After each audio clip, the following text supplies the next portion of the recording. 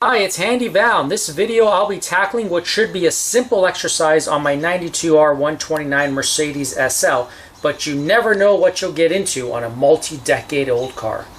One of the license plate bulbs has gone out. I hope it's only the bulb and not some wiring that's deteriorating.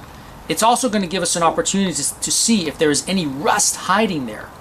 Always best to catch rust as early as possible, and it's a common spot for rust on these R129s, on some R129s. So let's see what happens. As you can see, there's our culprit. The bulb in question is a CFW 5 watt, and it's commonly used in many of the interior lights too, like this one. So it's got two Phillips screws. Seems quite simple. We'll just take them out. There, as you can sort of see, it's got a little plastic thing there. Okay, so now they're now out, and you look in there. Doesn't mean it's not done yet. Now we need to pry this plastic cover off. Okay, I like using kind of a plastic wedge as opposed to a screwdriver, but ultimately what you need to do here is kind of like get your finger there, and you sort of see that it's got a little bit of a lip there, and the thing kind of comes off. Get this in there, and then you could try to wedge it off. Again, be careful, you do not want to break it. You just kind of got to fiddle at it a little bit, and it will come off. Just be very careful. Okay, and there you go, that's it. Starts to come off. It starts to come off. And there's the culprit there. You can kind of see it if you look right at the bulb itself. Very easy. So we're going to take this one out. I'd like to see if these may be originals, but I don't know. This is a made in France. And it's a Phillips. I doubt it's original. Okay, so let's first look at the wiring maybe. You know, the wiring looks pretty good. Right? It certainly does look good. Now you could take these off if you wanted to, but I don't think I am going to. And then let's have a quick look and see if there's any rust down there, right? So let's have a look at what we're seeing there.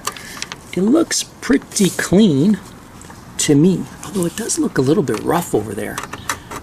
And I think that's just, oh, that's just dirt. Yeah, that's just dirt. So that's clean, so I don't have to worry about rust. Now there are cars, certain vintages. Now this is a 92, and I think if you're looking at, I think it's a 95, 96, 97, a little bit later there, where the metal on these cars were not as good.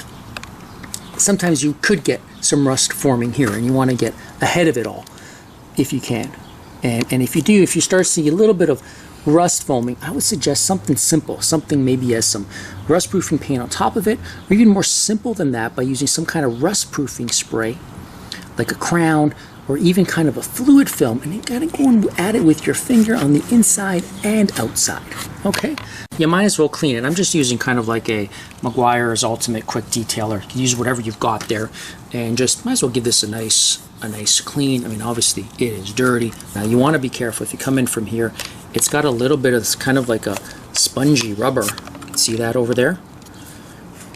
And you just want to be careful. You don't want to really disturb that, because you know these are old, and you don't want to touch that. Yours is looking as good as mine is in there. You might as well kind of still use the same sort of quick racks. Yeah, so here's the new one. Certainly will be brighter. Let's put that in. Okay. Looks like we got it in.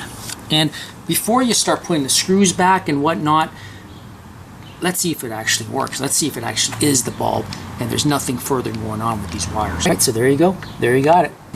Now, if it didn't work, there's likely something wrong with the wiring. And to start off, you may want to use something like a deoxit or a CRC contact cleaner.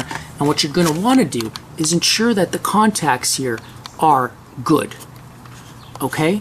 And you probably would tell, like these were actually clean, very clean. But if yours are not, if they're kind of corroded, rusted, that could be your problem. And something as simple as a deoxit or a CRC contact cleaner may do the trick.